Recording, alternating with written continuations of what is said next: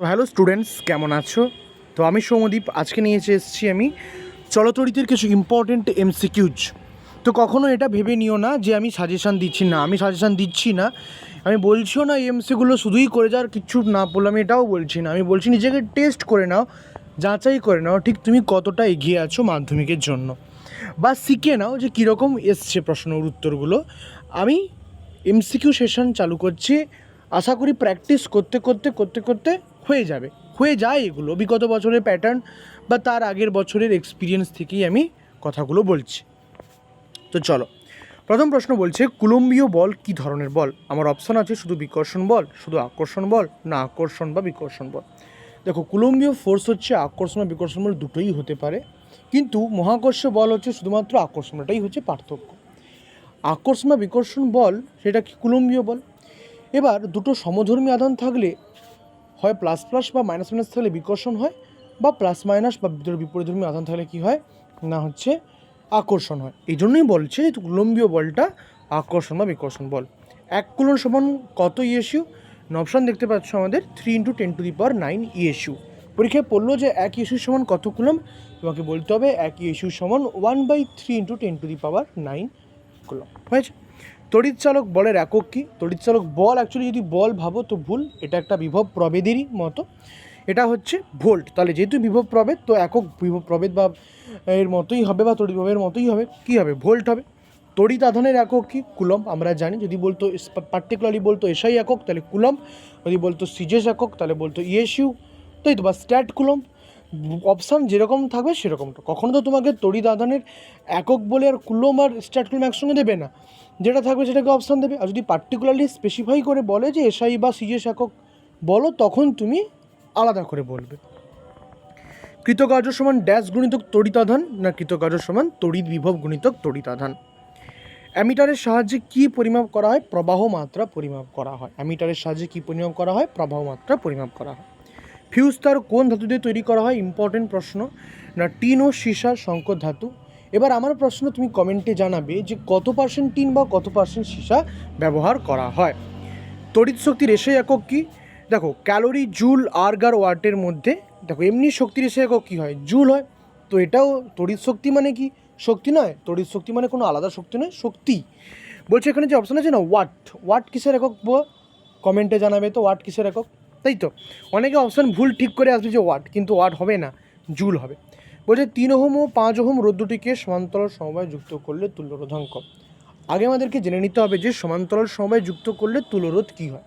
দুটো থাকতে পারে, তিনটে থাকতে পারে, অসংখ্য থাকতে পারে। সূত্র হচ্ছে যে 1/r = 1/r1 যুক্ত r2 যুক্ত ডট ডট ডট 1/rn পর্যন্ত যতগুলো হতে পারে। এখানে আমার অপশনে দুটো দেওয়া আছে, 1/r = 1/r1 যুক্ত 1/r2। তাহলে 1/r = 1/3 যুক্ত 1/5। এবার সেটাকে যদি আমি লসাগু করি, সাজিয়ে নিই, তাহলে r এর মানটা আসবে 15/8। স্পেসিফিক করে বলছি, যদি দুটো সমান্তরাল সময় যদি দুটো রোধের সমান্তরাল সময় জানতে চায়, তুল্যরোধ জানতে চায়, তাহলে একদম বসিয়ে দেবে, লসাগু করার দরকার নেই, মনে রাখবে r = r1 r2/r1 + r2। হ্যাঁ, এটা শুধুমাত্র দুটি কেসের জন্য।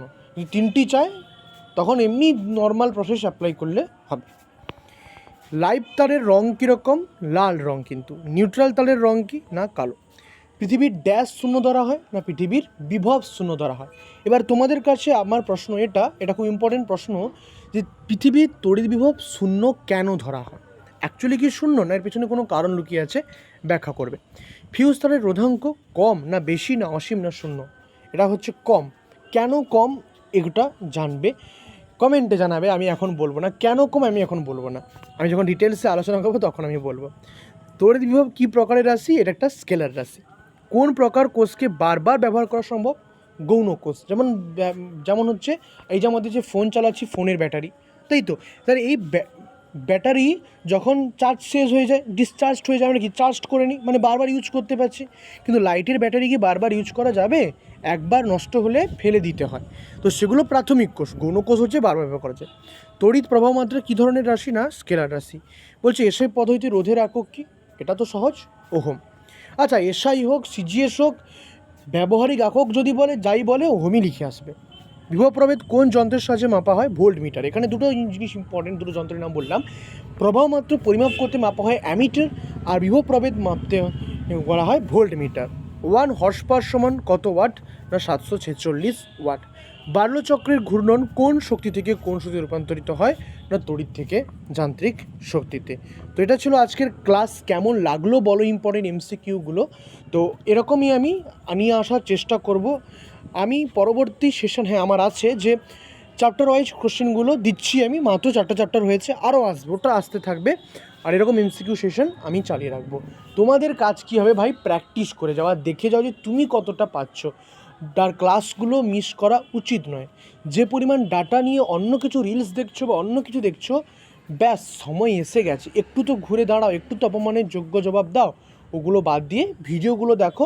নিশ্চয়ই তোমার পড়া সংক্রান্ত অন্য কোনো কথা হচ্ছে না, নিশ্চয়ই তোমার পড়ার বিষয়ে গুরুত্বপূর্ণ কথাগুলো আলোচনা হচ্ছে।